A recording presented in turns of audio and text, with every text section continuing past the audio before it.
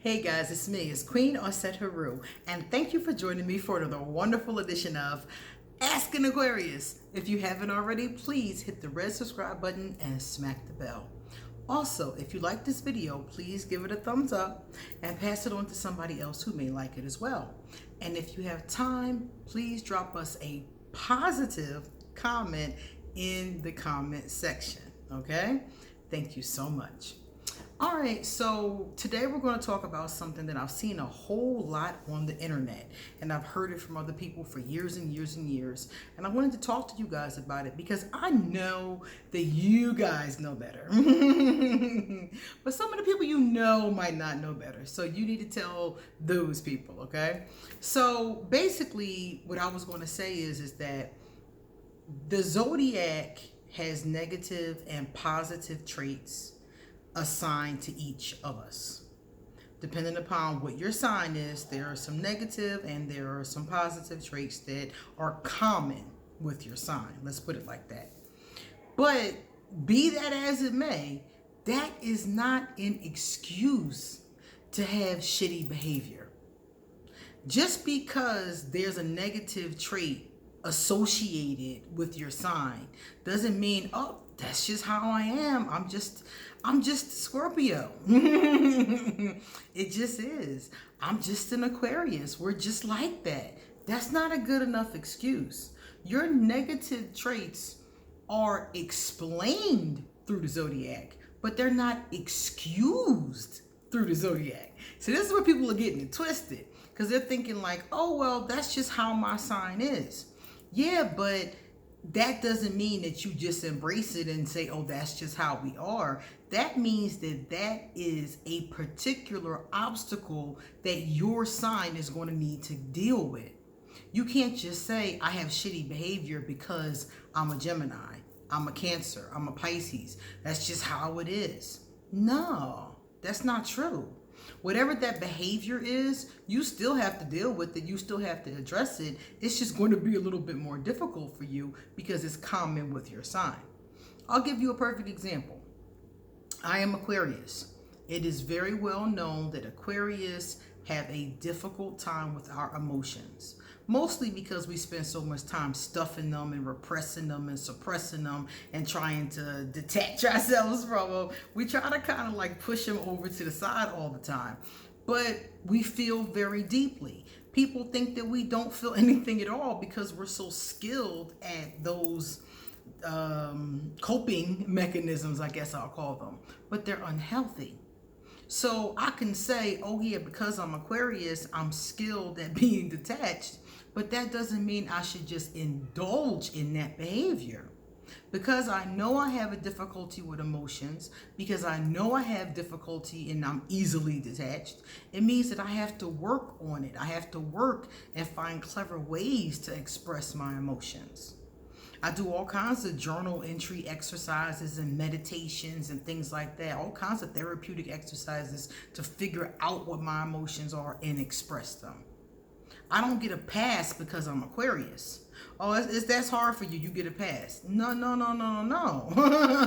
Nah, as a matter of fact, that's why the universe hands them to us, because part of our soul contract are the things that we need to address, the things we need to get better at, the things we need to perfect.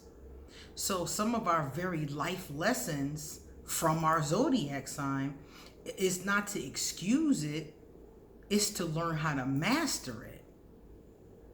So like another example, Tauruses have the tendency to be very stubborn. So they'll just say, oh, I'm a Taurus, I'm just stubborn.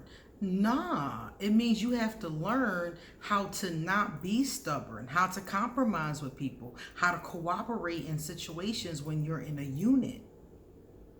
It doesn't mean just excuse my behavior because that's just how us Tauruses are. No, that's not fair to the rest of the world.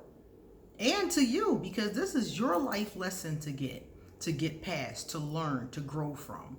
So yeah, you got handed, this ticket of being stubborn, but it's not that you can just say, oh, that's just what it is.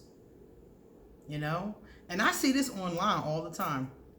I see it all the time, and I see jokes about it too. Like other people are like, they're like, no, that is not That is not fair. And it's not. It's not good for any of us. It does, like I said before, astrology explains the behavior. It doesn't excuse the behavior. So if you are in any particular sign, let's say Pisces, for example. Pisces has the reputation for having their head in the clouds. They have the reputation for not really, kind of being in a fantasy world, being caught up in illusions, some astrologers will say. And if that's the case, if you're that kind of Pisces, you don't just be like, oh, I'm a Pisces. I'm caught up in illusions. I'm just a Pisces. It's all good. Nah, you work to ground yourself so that you can still maintain the positivity that comes from being a Pisces, that creative part, that emotional part. There can be a real emotional balance to being a water sign, but you have to do the work to get there. So if you're a Pisces and you know that you're caught up in illusion, your job is to find a way to get more grounded, not to just let yourself fly off into the illusions. You have to get more grounded. So I'm just trying to point this out because I see a lot of people online and they'll just be like, oh, that's just how I am. Or in real life, they'll be like, that's just how I am. And that is just how you are. That's how your sign is. That's how people of your sign are. But a lot of those things, the things that are problematic, are things that you have to work through. And if you master them, the good news is, if you master them, that's one less thing that you have to worry about. One less negative trait, one less thing that's an obstacle in your relationships. So I want you to think about that. I want you to think about your negative traits. Sit down and look at your sun sign, your moon sign, your rising sign, and look and see what negative traits are generally associated with those signs. Check off all the ones that you actually have, because you're not going to have all of them. Check off the ones you actually have. And out of the ones you actually have, those are all a list of life lessons that you need to learn how to get over, how to get past, how to work through. Okay? If you want to evolve, if you want to go through your life lessons as quickly as possible and you want to evolve, take a look at them and let us know in the comments section any of them that you want to share and what you plan to do to get past it. Like for me, another one is being stubborn. Aquarius are known for being stubborn. So I've taught myself to listen. Even if somebody telling me some okie doke, then normally I would just be like, oh my God. I've taught myself when the person is important to me to listen anyway.